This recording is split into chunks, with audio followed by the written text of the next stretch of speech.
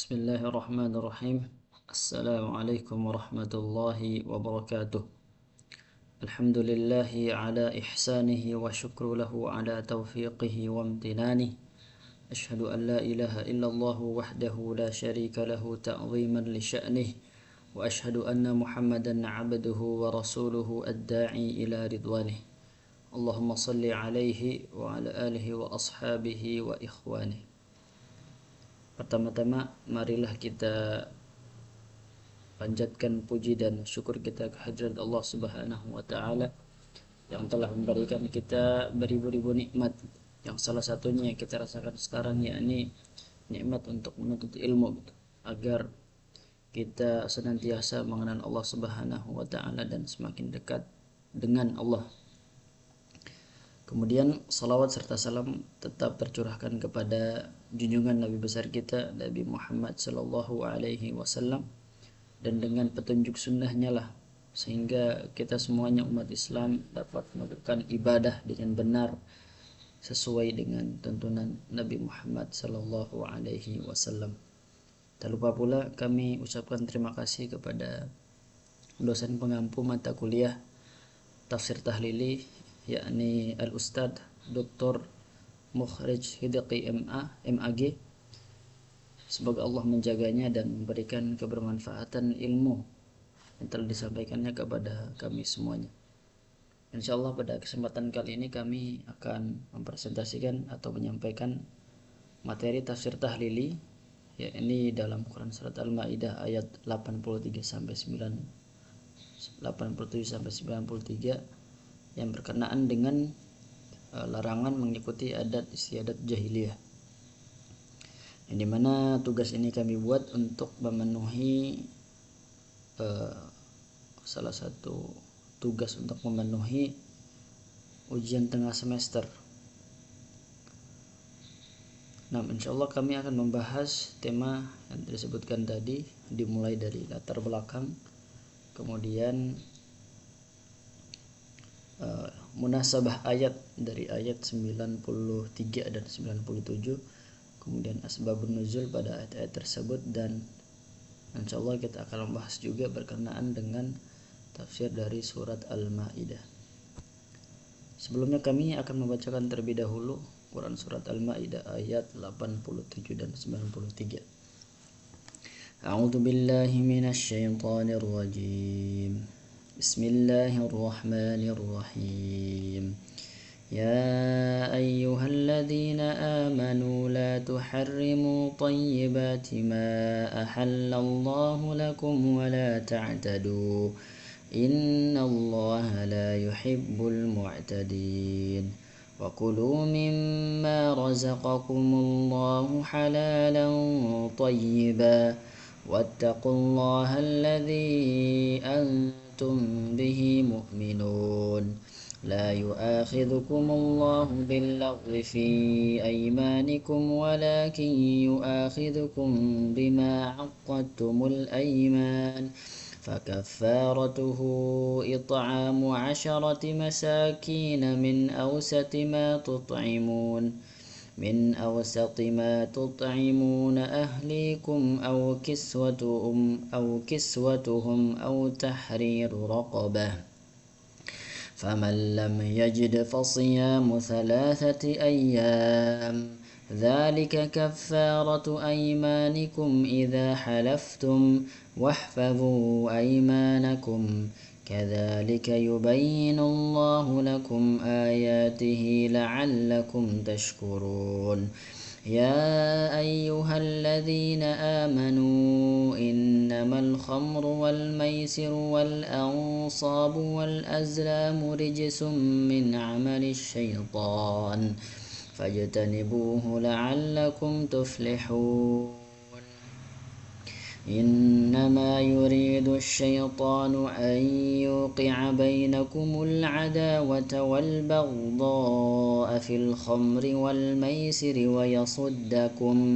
ويصدكم عن ذكر الله وعن الصلاة فهل أنتم منتهون. وأطيعوا الله وأطيعوا الرسول واحذروا فإن توليتم فاعلموا أنما على رسولنا البلاغ المبين ليس على الذين آمنوا وعملوا الصالحات جناح فيما طعموا إذا ما اتقوا وآمنوا وعملوا الصالحات ثم اتقوا وأحسنوا والله يحب المحسنين.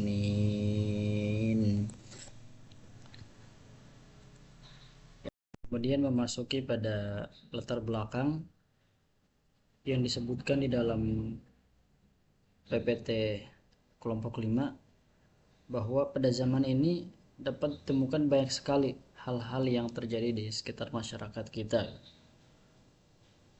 yang dimana masyarakat kita ini gemar sekali melakukan hal-hal yang sejatinya merupakan adat istiadat jahiliyah, dan hal ini terulang lagi sebagaimana pada zaman tersebut, sehingga hal ini dapat merubah atau mempengaruhi sebagian besar umat Islam di dalam menjalankan ajaran-ajaran Islam itu sendiri, yang dimana sangat berpengaruh untuk kehidupan dunia mereka dan akhirat mereka. Kemudian lanjut pada munasabah ayat 93 dan 97. Surat Al-Maidah ini dimulai dengan perintah untuk memenuhi akad, di antara perintah taat kepada ketentuan-ketentuan Allah Subhanahu wa taala dan yang setiap yang Allah halalkan kepada manusia. Kemudian yang kedua, ayat ini berkaitan dengan ayat sebelumnya, sebab setelah Allah melarang pengharaman yang baik-baik karena adanya kaum yang menginginkan kehidupan yang zuhud. Kemudian yang ketiga, di antara hal-hal yang dianggap baik adalah khamr dan judi. Allah pun menjelaskan bahwa dua hal tersebut tidak masuk dalam hal-hal yang dihalalkan oleh Allah dan Rasul, tetapi masuk dalam hal-hal yang diharamkan oleh Allah. Lanjut pada asbabun nuzul ayat 87 dan 88. Ibnu Abbas berkata, ayat ini turun kepada sekelompok sahabat, di antaranya Utsman bin Ma'zun. Mereka berkata, kami akan memotong kemaluan kami dan akan meninggalkan kenikmatan dunia, dan kami akan melakukan hal-hal yang sebagaimana para rahib melakukan hal tersebut. Ucapan mereka ini terdengar oleh Nabi Muhammad SAW. Lantas beliau mengirim seorang utusan kepada mereka dan menanyakan hal tersebut. Dan ketika Rasulullah SAW mengetahui benar mereka lakukan hal tersebut, Nabi bersabda, lakinni asum wa aftir wa usalli wa arqud wa ankihun nisa faman akhadha bisunnati fahuwa minni wa man lam ya'khudh bisunnati falaysa minni. Yang artinya, meski aku berpuasa, tetapi aku tetap juga berbuka puasa. Aku mendirikan sholat, tetapi aku juga tidur. Aku juga menikahi perempuan, dan barang siapa yang mengikuti sunnahku maka mereka bagian dariku, dan barang siapa yang tidak mengikuti sunnahku sesungguhnya mereka bukan golonganku. Kemudian sebabun nuzul ayat yang ke-89, Ibnu Jarir At-Tabari meriwayatkan dari Ibnu Abbas, dan ia mengatakan bahwa pada ayat la yu'akhidukumullahu billaghwi fi aymanikum, At-Tabari mengomentari ayat ini dengan berkata, ini sejalan dengan pendapat kami bahwa orang-orang tersebut mengharamkan berbagai hal yang pada diri mereka sendiri dengan sumpah-sumpah yang mereka lakukan. Oleh karena itu turunlah ayat tersebut karena perbuatan mereka sendiri. Kemudian masuk pada uraian tafsir dari ayat tadi. Sikap melampaui batas mencakup dua hal. Yang pertama terkait dengan objek itu sendiri dengan cara berlebihan dan menggunakannya sebagaimana firman Allah Subhanahu wa taala, makan dan minumlah dan janganlah engkau berlebih-lebihan, sesungguhnya Allah tidak menyukai orang-orang yang berlebihan. Quran surat Al-A'raf ayat 31. Kedua, melampaui batas dengan cara melanggar batasan sehingga ia masuk ke dalam hal-hal yang diharamkan.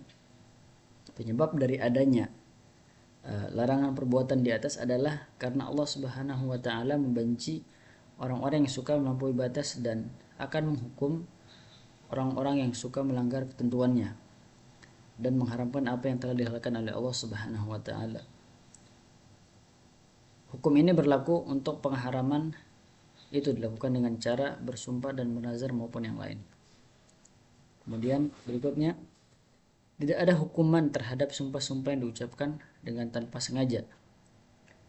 Sumpah tersebut tidak ada kaitannya dengan hukum apapun.